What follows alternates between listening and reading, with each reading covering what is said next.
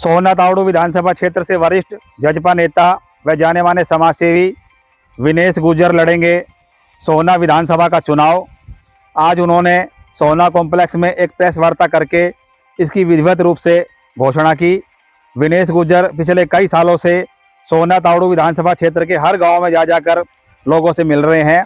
सभी 36 बिरादरी में उनकी एक बहुत अच्छी पकड़ है। आज उन्होंने एक प्रेस वार्ता करके अपने चुनाव लड़ने का कारण बताया। भारी संख्या में लोगों ने इसमें बढ़ चढ़कर हिस्सा लिया। जेजेपी पार्टी के अंदर सक्रिय नहीं है। इस पार्टी को छोड़कर किसी अन्य दल में शामिल होने की चर्चा चल रही है, किसी अन्य दल में शामिल होगा। मैं आपके माध्यम से ये बात कहना चाहता हूँ कि मैं आपकी पार्टी का कार्यकर्ता हूँ और मैं किसी संगठन में, किसी पार्टी में शामिल नहीं हो रहा। और ये बात एक और मैं आपसे स्पष्ट करना चाहता हूँ कि पिछली बार हमने समाज और क्षेत्र के कहने पर चुनाव से पीछे हट गए थे, हमने अपने त्याग कर दिया था। और हम समाज के अंदर लोगों को ये बात को कह रहे हैं, 36 बिरादरी के लोगों से बात कर रहे हैं कि जी अगर हमने कोई त्याग किया है और हमने आपके बीच में रहकर आपकी सेवा करी है, सुख दुख के साथी रहे हैं, तो हमें इस बार मौका चुनाव लड़ने का, इस इलाके की आवाज़ बढ़ने का दिया जाए। लोगों ने हमें भरपूर सहयोग दिया, प्यार दिया, आशीर्वाद दिया। और मैं किसी पार्टी का उम्मीदवार बाद में बनूंगा, पहले मैं अपने समाज का सेवक पहले बनूंगा। तो समाज के लोगों के बीच में रहकर ही मैं अपना राजनीतिक कदम आगे बढ़ा रहा हूं। और एक बात और मैं निश्चित कहता हूं कि लोग तो चुनाव की तैयारी अब शुरू कर रहे हैं। कोई कार्यालय खोल रहा है, कोई रैली कर रहा है, कोई जनसंपर्क अभियान शुरू कर रहा है। मैं पिछले 4-5 सालों से निरंतर इस अपने कार्यों में लगा हूँ। मेरे कार्यालय हर सोना बलम रोड पर रिमोट कार्यालय बना रखा है मैंने। सोना की अनाज मंडी में मेरा कार्यालय चालू है और तावड़ू अनाज मंडी के सामने मेरा कार्यालय चालू है। ये कार्यालय सिर्फ खोलने बंद कर लेगी नहीं, यहाँ पर लोगों के बैठने की व्यवस्था है और लोग सुचारू रूप से हमने कार्यालय को चलाया और लोगों के हम बीच में रहे हैं। और कुछ बातें इस बात को जाहिर करती हैं कि भाई मेरे दादाजी ने आज से करीब 24-25 साल पहले आपके बीच में राजनीतिक तौर पर उम्मीदवार बनकर आए थे। वो इनेलो और भाजपा के साझा उम्मीदवार थे। उसके बाद मेरा परिवार कोई भी चुनाव आपके बीच में लड़ने नहीं आया, लेकिन हमारे चाचा ताऊ सभी राजनीतिक तौर पर लोगों के सुख दुख में जुड़े रहे हैं। हम समाज के साथ जुड़े लोग हैं और समाज का सम्मान करते हैं। तो चुनाव की जो बात है, मेरा ये अनुमान है कि इस बार किसी पार्टी का, चाहे कांग्रेस हो या बीजेपी हो, अन्य दल हो, उसकी मजबूती कम रहेगी, क्षेत्रीय उम्मीदवार की मजबूती ज़्यादा रहेगी। तो हम क्षेत्र की उम्मीदवारी के तौर पर हम आने वाले आगामी चुनाव में चुनावी तैयारी शुरू कर दी है और हर हाल में मेरा प्रयास रहेगा। क्षेत्र के लोग मुझे आशीर्वाद देंगे और हम चुनाव में भागीदारी रहेंगे।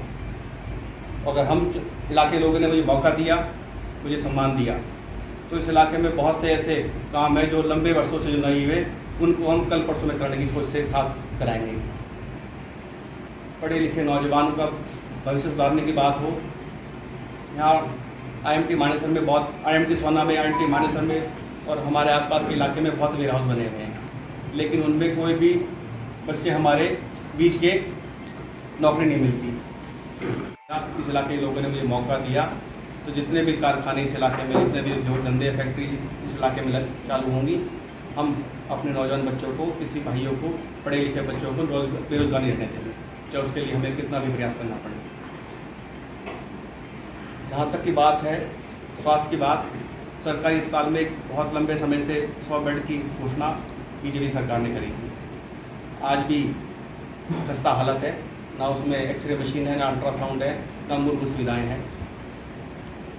बेहतर इलाज के लिए हमें प्राइवेट अस्पतालों की तरफ रुख करना पड़ता है।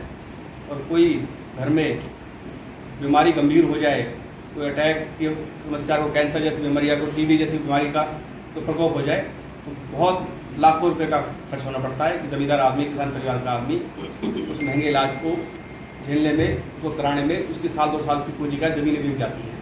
हम ऐसी व्यवस्था करेंगे कि लोगों को, जहाँ पढ़ाई की बात करें, हम नौजवान बच्चों के लिए पढ़ाई की कोई व्यवस्था नहीं है, कोई स्कूल अपग्रेड नहीं हुए। अगर हम खेल की बात करें, तो यहाँ सोना स्टेडियम है, वो नामचारे का स्टेडियम है, उसमें कोई सुविधाएँ नहीं है।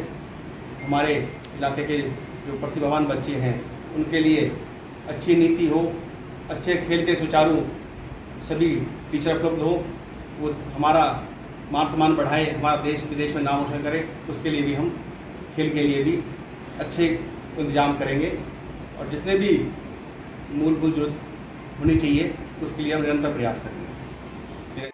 अगर इस क्षेत्र के लोगों ने मुझे मौका दिया तो मैं इस इलाके के राजनीतिक तौर पर बदलाव के मायने इतने होंगे कि गुड़गांव जिले के अंदर सोना को सोना बना के समझेंगे। बदलाव नेताजी, जनता आपको वोट क्यों दी?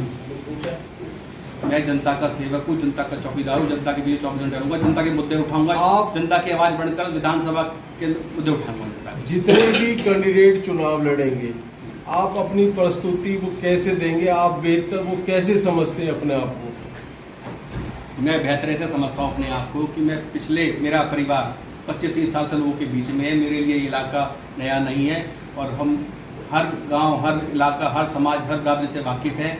और मैं इस इलाके में राजनीति के मायने बदलने आया हूँ, इस इलाके की सूरत और सीरत बदलने आया हूँ। सोना को सोना बनाने का काम करेंगे। बाहरी नेताओं ने इस इलाके में विकास के नाम पर वोट ले जाते हैं, पर अपने विकास करते हैं, इलाके विकास नहीं करते। एक चीज़ और बताओ, जितने भी नेता चुनाव लड़ते हैं, रिश्तेदारी, आना जाना, ब्याह शादी में आना जाना, गमी खुशी में आना जाना, इन चीज़ों का हवाला देते हैं। लेकिन जब जनता की समस्या की बात आती है, इन 4.5 सालों में, या आप कह रहे हो हमारा भाई परिवार 20-25 सालों से रहा है आप लोगों की सेवा। तुम्हारे उदाहरण फाड़े चौके दे देता हूँ। मैं लगा के बीच में रहा हूँ।